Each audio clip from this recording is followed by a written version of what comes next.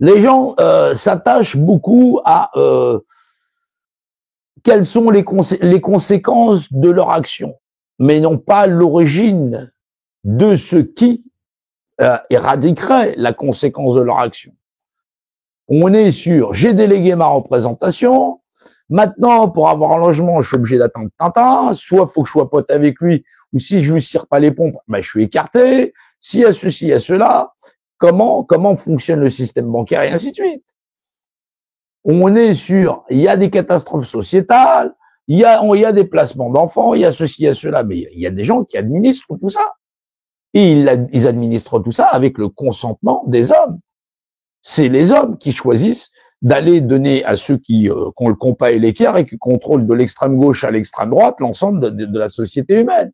Il n'y a pas de complot là-dedans. Il y a des gens qui sont intelligents, qui disent à d'autres, vous inquiétez pas, nous on a fait nos partis politiques, voilà, on va tous se jurer amène au Grand Orient de France et aux Grandes Loges de France, et on s'occupe de tout, du moment que vous votiez pour l'un des partis qui est là et qui a pour vocation votre plus grand bien, surtout le bien que eux se mettent dans les poches entre salaires, c'est-à-dire ce qu'ils tirent de la société, et le fait qu'on va vous administrer, et surtout, voilà, revenez tous les 5 ans, revenez tous les 3 ans, revenez, voilà, va voter pour ceci, va voter pour cela, va faire un tour ailleurs et dégage. Et les gens se plaignent. C'est ce qu'on a rencontré pendant les Gilets jaunes.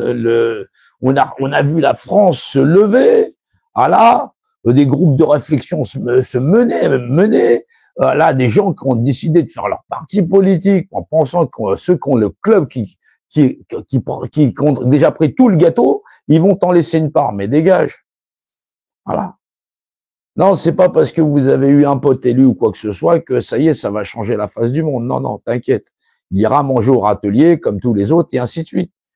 La vocation, la réflexion de changer de société, c'est pas dire non, on va changer telle valeur du droit. Les gens, soit ils sont guidés par du droit écrit sur papier, ou soit ils comprennent ce droit en humanité, dans leur cœur.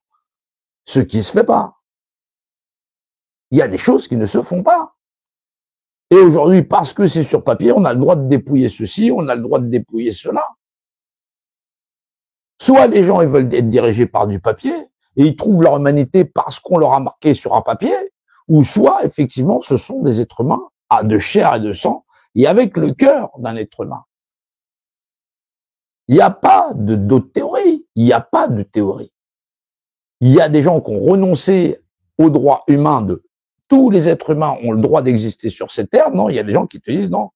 Tant que si c'est pas un consommateur ou si c'est pas un acteur du champ de consommation, il n'existe pas.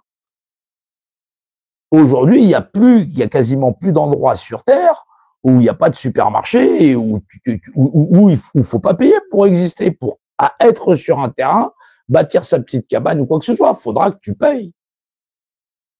Seule créature. Et il y a personne qui s'oppose à ça.